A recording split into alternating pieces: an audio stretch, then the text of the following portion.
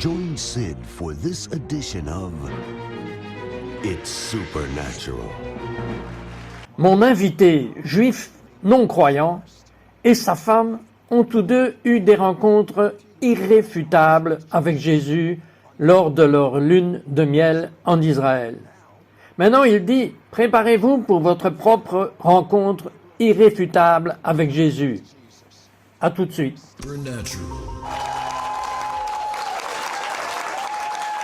Bienvenue Saint-Esprit, va et coule dans cette émission. Mon invité, le rabbin Greg Hurt, a été élevé par deux parents juifs dans les projets du Bronx, New York. Quelle a été votre enfance? J'étais dans le projet de logements sociaux, les projets Gun Hill, l'un des endroits les plus dangereux des États-Unis pour y vivre. Mon père n'a jamais gagné d'argent. Alors nous sommes restés dans le Bronx. Et malheureusement, je ne l'ai pas fait. J'ai vraiment grandi avec des amis juifs. Tous mes amis étaient soit catholiques irlandais, soit catholiques romains. Mais quand vous passez la tête dans l'église catholique, vous voyez un homme accroché à un crucifix. Quand j'ai vu cela, j'ai en quelque sorte demandé à quelques-uns de mes amis, et ils étaient assez antisémites, et ils m'ont dit, oui, c'est Jésus sur la croix, il a été crucifié. Et ils ont dit, ton peuple a fait ça. J'étais tellement bouleversé et vaincu, mon peuple a fait ça. Alors si c'est leur roi, si c'est leur Seigneur et Sauveur, ils vont me détester. Alors je suis allé à Anamos. Ça s'appelait le peuple de la vérité. C'était une synagogue orthodoxe. Nous étions orthodoxes. Il n'y avait pas de véritable synagogue réformée dans le Bronx comme il y en a aujourd'hui. C'était hardcore. Ma mère était assise derrière un rideau. Je me suis assis avec mon père. Le service à la synagogue durait 3 à 4 heures. C'était toujours en hébreu. C'était très austère. Et puis, quand vous aviez 15 ans, la tragédie a frappé. Votre père est mort. Comment cela vous a-t-il affecté? Il était ma sécurité quand il était là. Je n'avais peur de personne. Et quand il est mort, j'avais l'impression d'avoir perdu mon bras droit. Et je ne pouvais pas le gérer. Alors ce que j'ai fait, c'est de faire croire que je n'avais jamais eu de père. Je n'avais pas de conseiller. Il n'y avait personne à qui parler. Ma mère était dans une situation désespérée. Mes 3 sœurs étaient déjà mariées et avaient quitté la maison. Donc c'était la seule façon pour moi de bien faire face.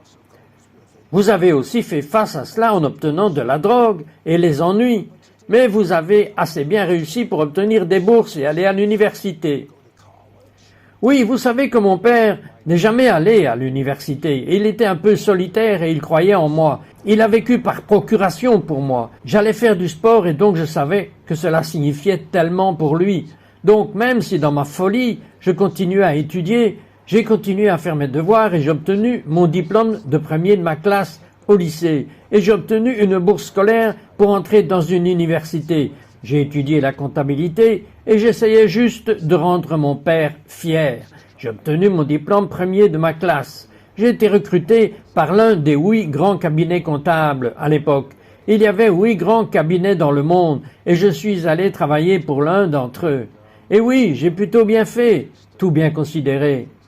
Vous vous êtes demandé, et je l'ai fait aussi, vous avez erré dans la philosophie orientale, ce qui impliquait la méditation et l'abaissement de votre conscience. Et puis vous vous êtes lancé dans les arts martiaux. Mais ce professeur vous a appris autre chose que les arts martiaux.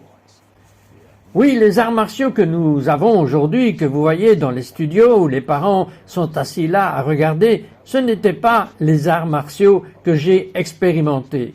Oh, c'était les arts martiaux que j'ai expérimentés dans le Bronx. J'avais des proxénètes dans ma classe, et il y avait des rebondissements dans ma classe. Et c'était fou. Mais le professeur suivant que j'ai suivi était très secret, et vous ne pouvez étudier avec lui qu'après qu'il vous ait interviewé en profondeur. Et c'était très mystique. Et donc, je devrais être dans sa classe aujourd'hui. C'est un messianique juif, mais il était un véritable chef de secte. Et je l'admirais parce que je cherchais toujours une figure paternelle. Mais un jour, il a commencé à parler de la Bible. Et c'est à ce moment-là que j'ai vérifié et je suis parti. Mais j'ai, en quelque sorte, essayé de revenir en arrière avec lui. Et la prochaine chose que je sais, j'étais en Israël pour ma lune de miel.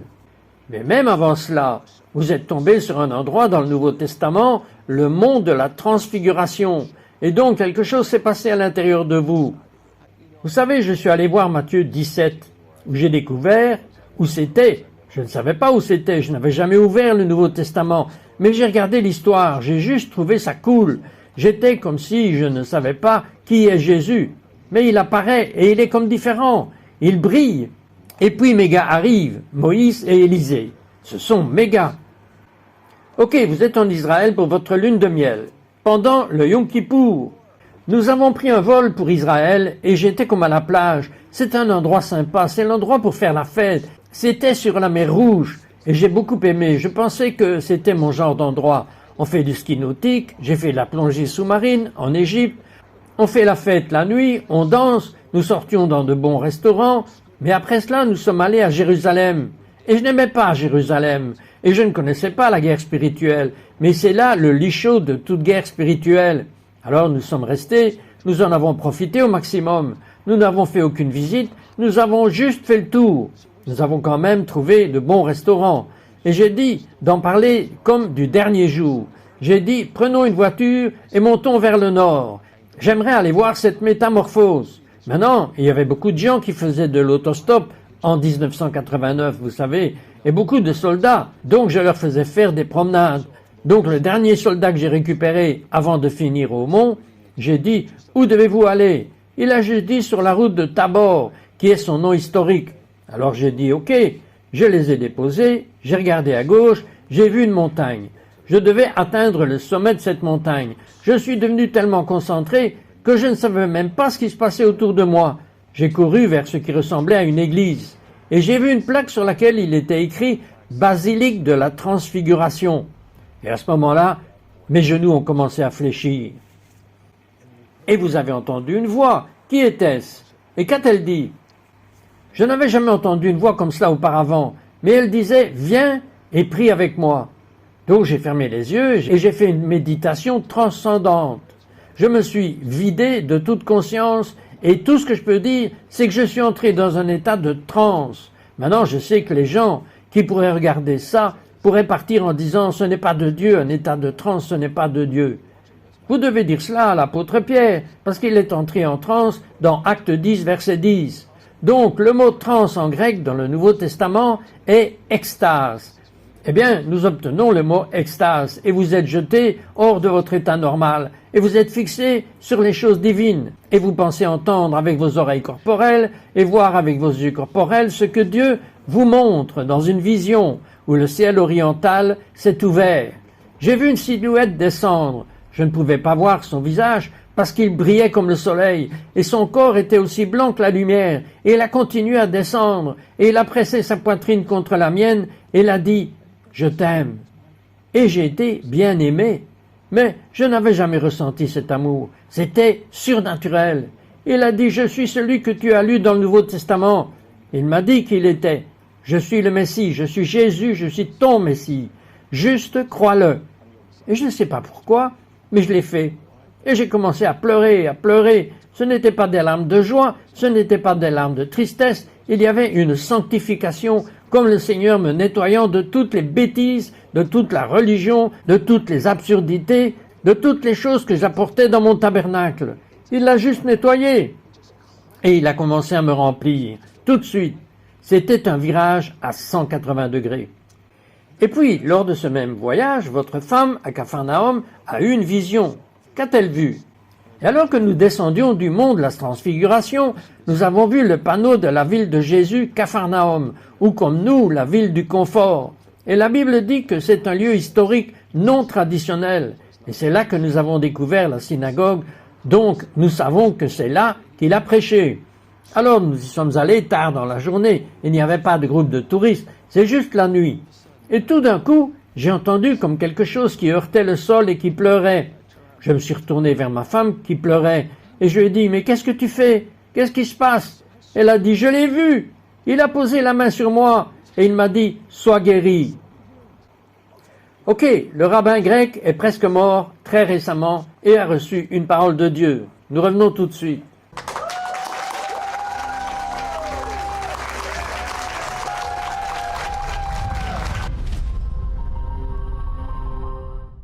Laissez-moi vous raconter mes petites histoires, courtes, édifiantes, encourageantes et inspirantes. En 30 ans, j'en ai regroupé plus de 3000. La plupart d'entre elles sont vraies ou tirées de faits réels. Je suis certain qu'elles vous encourageront comme elles m'ont encouragé. Soyez bénis.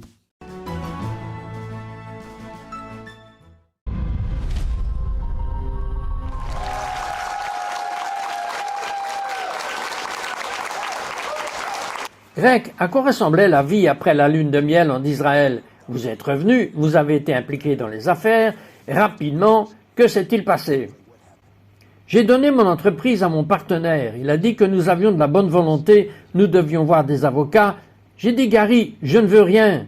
J'ai fini. Les choses ont commencé à s'effondrer, site pour moi. Je n'avais pas de travail, j'ai perdu mon travail. Ma femme et moi avions du mal la première année où je l'ai perdu. J'ai perdu mes cheveux, je veux dire, c'était mauvais. Et je ne pouvais pas comprendre. J'ai dit, Dieu, quand j'étais comme un sac à ordures, un clochard, j'avais une belle vie, je t'ai donné ma vie et tout a été démonté.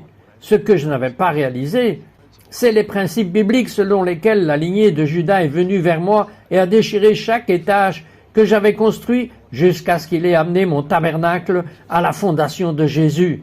Et ensuite, comme l'agneau de Dieu, il l'a reconstruit d'une manière que je n'aurais jamais imaginé possible. Alors un jour, j'étais dans la synagogue messianique en Floride. Malheureusement, le rabbin est tombé. Et je les appelle les Juifs, les Koshin Noro. Ces anciens Juifs sont venus me voir et me disent « Nous aimerions que vous envisagiez de prendre la relève. » J'ai dit que je ne pouvais pas. Je ne sais pas ce que je fais. Je ne peux pas prendre le relais. Mais il n'avait personne d'autre. Alors j'ai décidé de parler à Dieu. Et Dieu a dit « C'est ton heure. » J'ai senti qu'il avait dit que c'est ton heure. Alors j'y suis allé la même semaine. Mon premier fils, Jérémie, nous étions incroyablement proches. Nous portions les mêmes vêtements. Nous faisions les mêmes choses et chaque fois que je rentrais du travail, je travaillais à la salle de sport. Il courait dans l'allée et il criait « Papa est à la maison, papa est à la maison !» Et il dansait. C'est à quel point nous étions amoureux. Je ne savais pas qu'il avait en quelque sorte une idole. Eh bien, un jour, il ne s'est pas précipité sur moi. Et vous savez, quand vous sentez que quelque chose ne va pas, vous touchez la poignée de la porte et vous savez que quelque chose ne va pas. Et il a en quelque sorte trébuché vers moi. J'ai dit, Jérémie, qu'est-ce qui se passe? Il a dit, papa, je ne peux pas marcher. Et il avait des points rouges partout sur ses jambes. Donc, nous l'avons amené à l'hôpital, un médecin l'a pris et j'ai dit, regardez, s'il y a quoi que ce soit, appelez-moi. Et il était 9 heures, 10 heures, 11 heures. Il n'a pas appelé. Alors j'ai appelé le médecin m'a dit, êtes-vous assis? J'ai dit, qu'est-ce qui se passe? Il a dit, votre fils a fait une maladie rare, ses capillaires se cassent sans raison connue. Il n'y avait aucune recherche à ce sujet, mais parfois ça remonte, et si ça commence à se briser dans son corps, cela peut aller jusqu'à son cerveau, et ce serait fatal. J'ai laissé tomber le téléphone, je me suis mis à genoux et j'ai dit, Dieu, je ne suis pas Abraham, je ne peux pas déposer Isaac. J'ai dit, voici le marché. Si Jérémie ne survit pas, j'ai peur de ne pas t'aimer. Et si je ne t'aime pas, je perdrai en relation avec toi. Il n'y a aucune raison de vivre. Donc je t'en supplie, fais quelque chose ici. Et j'ai donc appelé quelques amis et je leur ai dit que j'avais besoin qu'ils prient. Et un ami était assez charismatique et il a dit, sortons demain soir et célébrons sa guérison. Alors nous sommes sortis et Jérémie n'a pas dit un mot. Il souffrait. Et j'ai regardé mon ami Scott et j'ai dit, je ne peux pas faire ça, désolé, je dois rentrer à la maison. Alors j'ai attrapé Jérémie et il criait. Et j'ai soulevé sa chemise et il y avait des points rouges sur tout son corps. Alors nous sommes rentrés à la maison et je l'ai emmené dans sa chambre et j'ai dit, Dieu, je sais que tu sais tout, mais il y a quelque chose que tu ne sais pas. Tu ne dois pas connaître la douleur que je ressens parce que tu es tout puissant et tu peux le faire. C'est facile pour toi. J'ai besoin que tu fasses ça, s'il te plaît. Et j'ai entendu une voix, comme je l'avais entendue en 1989, et je l'ai entendu dire, j'avais un fils aussi.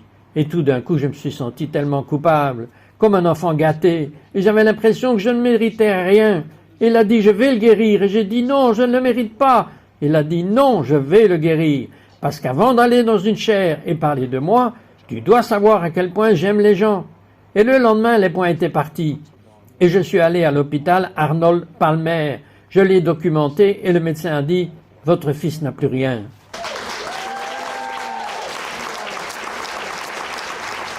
Je suis tombé très malade récemment et la même chose s'est produite. J'étais à Saint-Louis avec Bernadette. Nous allions vers la fin du ministère.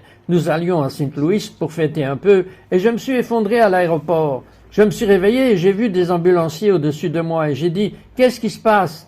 Ils ont dit « Écoutez, vous vous êtes effondré. Vos signes vitaux sont tous atteints. Nous devons vous emmener à l'hôpital. » J'ai dit « Oh, s'il vous plaît, laissez-moi y retourner pour me faire des amis là-bas. De très bons amis qui sont médecins. » Alors ils m'ont laissé rentrer. J'avais besoin d'un fauteuil roulant parce que je ne pouvais pas me tenir debout. Je suis revenu et j'ai appelé mon ami qui est un néo-médecin, le docteur Rios.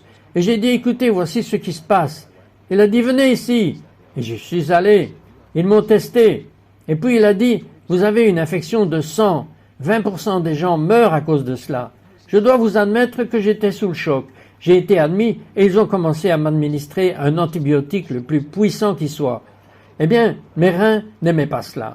Alors ils ont décidé de se fermer. Donc, quand c'est une insuffisance rénale, on gonfle. J'étais en insuffisance rénale, donc ils m'ont mis sous dialyse. Et je me demandais si ça pourrait empirer. Et pire encore, j'ai commencé à me tordre de douleur. Ils m'ont envoyé à Emrit, mais j'ai une sorte de maladie artérielle où mes artères peuvent éclater. J'ai des anévrismes. J'ai donc eu 7 anévrismes. Alors j'ai dit, que devons-nous faire? Ils ont dit que si les artères sont infectées, nous devrons retirer vos artères. Mais si vous retirez les artères, comment pouvez-vous vivre? C'est ce que je pensais, nous sommes d'accord. Vous avez besoin de vos artères pour vivre. Donc le médecin est venu la nuit avant de faire l'opération et ils vont devoir m'ouvrir, enlever mes intestins et découvrir ce qui se passe. Et cet homme est un très bon gars, l'un des meilleurs chirurgiens du pays. Et il est venu me voir et il a dit, rabbin grec, ça va être difficile. Je ne sais même pas dans quoi je m'embarque. Et je ne sais même pas si je peux vous aider. Et si vous êtes avec le meilleur chirurgien et que vous êtes dans le meilleur hôpital du monde, vous avez une très petite chance de survivre à ça. Alors, ironiquement, j'ai dit, est-ce que je dois dire au revoir à mes enfants? Il a dit, absolument. La nuit qui a suivi l'opération, je suis arrivé après 3 jours. Et il a dit, rabbin grec, 3 fois vous avez perdu tout votre sang. Avez-vous compris ce que je vous dis? Et 3 fois j'ai levé les yeux vers l'écran en m'attendant à voir un cœur à plat, parce que le cœur ne pompe pas sans sang, pas plus que votre voiture ne roule sans essence. Et je me suis juste dit, comment vais-je expliquer ça à sa femme? Comment vais-je expliquer ça aux enfants? Parce qu'ils étaient tous dans la salle d'attente. Il a dit 3 fois votre cœur a continué à battre sans sang. Mon autre ami qui était avec moi tous les jours, le docteur Robach, ce n'est pas un médecin ordinaire, il est le chef de service dans tout l'État de Géorgie. Et je lui ai dit, dis-moi ce qui s'est passé. Il a dit, vous auriez pu mourir de n'importe laquelle de ces choses. Vous auriez dû mourir de tout cela. Il a dit, vous êtes soit l'homme le plus chanceux de l'univers, soit vous avez un Dieu qui vous aime. Et j'ai supplié les médecins de me laisser rentrer à la maison. Et ils l'ont fait. Je suis rentré chez moi. Je me suis assis sur le canapé, juste heureux de ne plus avoir toutes ces choses en moi. Et la prochaine chose que je sais, c'est que je me suis réveillé. Et ma femme m'a dit, tu sais où tu es? Je ne pouvais pas parler. Alors elle a dit, Greg, tu es à l'hôpital. Et laisse-moi te dire ce qui s'est passé.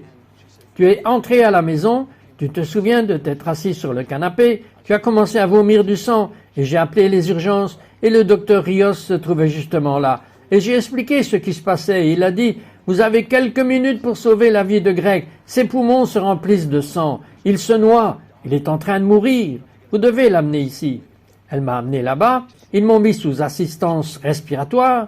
J'ai été intubé 7 jours. Et j'étais incapable de marcher. Je ne pouvais pas bouger. Je ne pouvais pas aller aux toilettes tout seul. Et tout d'un coup, j'ai juste dit adieu.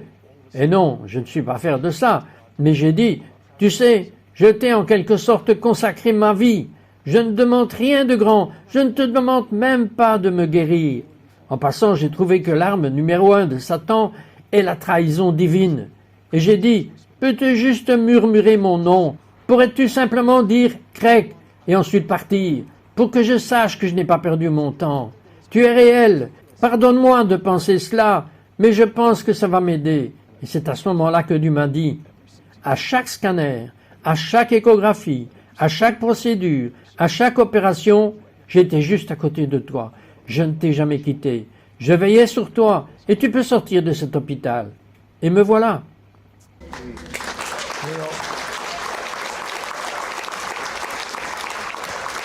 Craig pleure pour que les gens connaissent le Messie. Je veux que Craig prie pour que vous ayez ce don de compassion pour pleurer pour les âmes. Voulez-vous prier ceci maintenant pour les gens?